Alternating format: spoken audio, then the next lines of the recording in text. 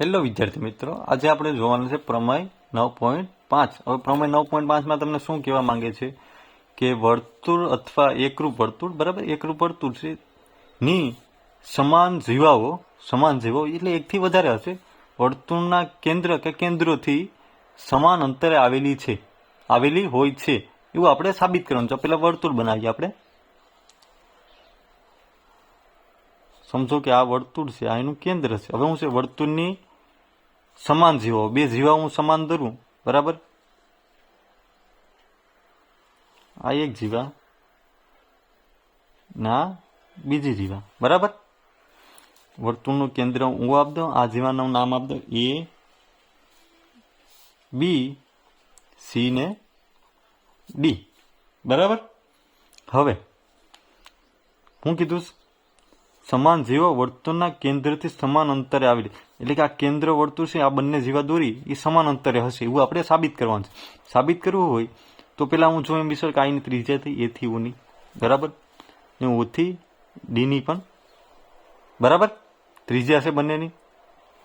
હવે હું બંનેને એક લંબ બનાવું, આ એક લંબ બનાવ્યું મેં, એક આ લંબ બનાવ્યું, બરાબર. એનું નામ આપી દઉં, આ એલ નામ આપી દઉં અને એમ નામ આપી દઉં, બરાબર. આ બંને લંબ બનાવી તો આ ડિસ્ટન્સ છે એ જ આપણે સાબિત કરવાનું છે ને કે ભાઈ આ જે ડિસ્ટન્સ હશે, બરાબર, એ બી નું અને સીડી નું એ બંને સમાન આવવું જોઈએ. એલ અને એમનું, ઓ થી એલ અને ઓ થી એમ બંને સમાન આવવું જોઈએ એવું આપણે સાબિત કરવાનું છે. સાબિત કરવું હોય તો મેં આ લંબ બનાવ્યો તો આ બંનેના ખૂણા કેટલાના હશે? 90 ના હશે. આ બી 90 ના હશે, બરાબર. હવે જો પક્ષમાં પેલા લખવું હોય તો શું લખાય? પક્ષમાં લખવાનું હું અહીં ઓ કેન્દ્રિત વર્તુળ પર કઈ જીવા એ બી અને સીડી કેવી આપેલ છે ભાઈ? સમાન જીવા આવેલ છે. સમાન જીવા આવેલ છે તો એ બી બરાબર સીડી એમ લખી ગયા આપણે, બરાબર. અને પછી આપણે શું કીધું? લંબ બનાવે ને એના માટે આપણે લખવું તો, અને તેમના પર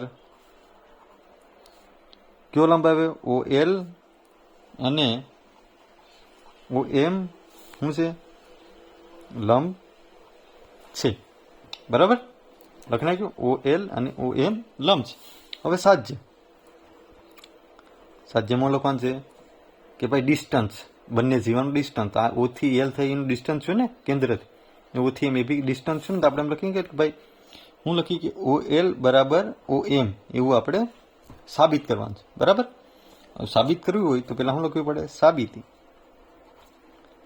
સાબિતી. હવે તમે આકૃતિ જોવો તો એના પરથી શું લાગે? આ એક કાટકોણ ત્રિકોણ લાગે છે ને, બરાબર. ઓ એલ એ એક કાટકોણ ત્રિકોણ, ઓ એમ ડી એ બે કાટકોણ ત્રિકોણ છે.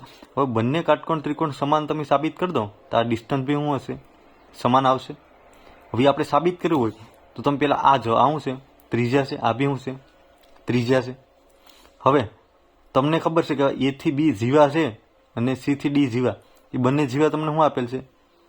સમાન આપેલ છે. હવે એની માથે આપણે લંબ દોરવું હોય તો આ દુ ભાગે ને, આપણે પ્રમેય 9.3 જોઈ ગયા ને કે ભાઈ એ થી એલ અને બી થી એલ આ દુ ભાગથી હશે ને. લંબ દોરવો હોય તો હું બે ભાગ કરે ને સરખા, આ જીવાના ને આ જીવાના બી સરખા ભાગ કરે.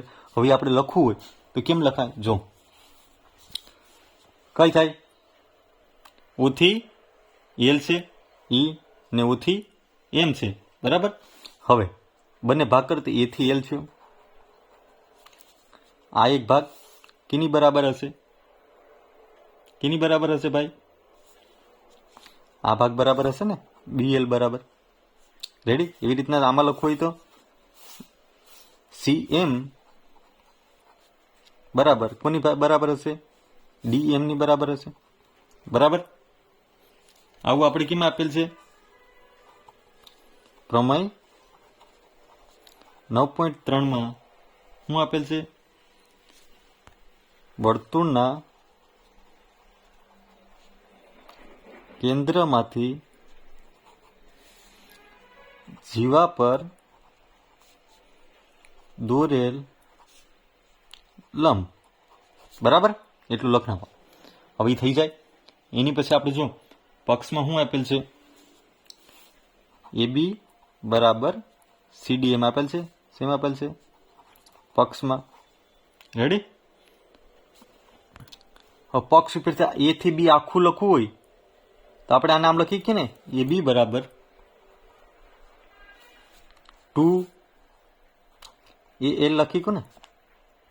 આ બંને ભાગ સરખા છે તો 2L લખી ને, કા 2BL લખી, બરાબર? એવી રીતના CD નો મારે લખવું હોય તો 2CM લખી ને. હા કે ના? બરાબર. હવે બંનેની કિંમત આમાં મૂકું તો AB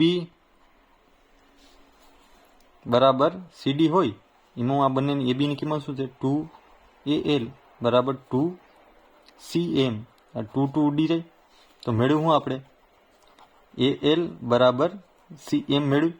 હવે AL એટલે આ ભાગ ને CM એટલે આ ભાગ, બરાબર?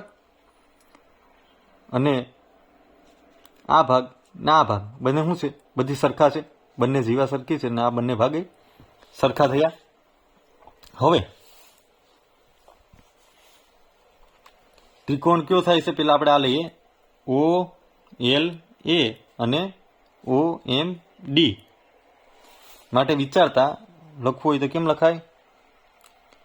ત્રિકોણ OLA અને કયો ત્રિકોણ થશે? OMD માટે વિચારતા આપણે વિચારવું હોય તો જો આ કેટલા 90 નો ખૂણો બનાવે, કાટખૂણો, તો આપણે એનો ખૂણો લખવો હોય તો કેમ લખી શકાય? કેમ લખી શકાય કે ભાઈ ખૂણો કયો થશે? L થશે ને. L વચ્ચે મૂકી દેવાનો. O ને A કોની બરાબર હશે? આપી ખૂણો 90 નો થશે ને. એનું લખવું હોય તો ખૂણો M વચ્ચે મૂકવાનો, O ને D લખવું હોય તો શું લખી શકાય? કાટકોણ કેટલાનો થશે? 90 નો આવે, બરાબર? હવે જો કાટકોણ બંનેના ખૂણા સરખા સાબિત કર્યા આપણે. આ બંનેની બાજુ બી એક બાજુ બી સરખી સાબિત કરી ના, બરાબર? AL CM તો બીજું એને ભેગું શું લખી કે DM ને BL. આ ચારે લખી કે ને આપણે. આ બધી સરખું છે. આ ભાગ, આ ભાગ, આ ભાગ, ચારેય ભાગ પેડા શું છે? સરખા છે. તો આ ને આ ભાગ બી સરખો હશે એટલે આ AL અને DM એ બંને સરખા હશે. બંનેના કાટખૂણો L અને M નો એ બી સરખો હશે. ને આ બાજુ જો તો આ બાજુ બંનેની શું થઈ? ત્રિજ્યા થઈ. તો ત્રિજ્યા લખવી તો કેમ લખાય? OA બરાબર OD. OA બરાબર OD. વર્તુળની ત્રિજ્યા હોય સરખી હોય તે લખવું હોય તો વર્તુળની ત્રિજ્યા શું હોય? સમાન હોય. OA અને OD. એટલે આ બાજુ તો આની પર તમને ખબર પડે કે એક બાજુ આ શું થઈ? આ બાજુ આ કર્ણ થાય ને. આમ જોવું તો કાટકોણ ત્રિકોણ બને છે ને, 90 નો ખૂણો બનાવે તો આ કાટકોણ ત્રિકોણ છે. તો આ શું છે? આ કાટખૂણો, આ શું છે? કર્ણ ને આ શું છે? બાજુ. એવી રીતના આ કાટખૂણો, આ કર્ણ ને આ બાજુ થઈ. સમજાઈશ? તો આપણે કઈ શરત આમાં લખીએ? કાટખૂણો એટલે કા, કર્ણ એટલે ક ને એક બાજુ એટલે બ. એની પરથી આપણે લખી કે કાકબા શરત પરથી શું લખી કાય? ત્રિકોણ કયો થશે?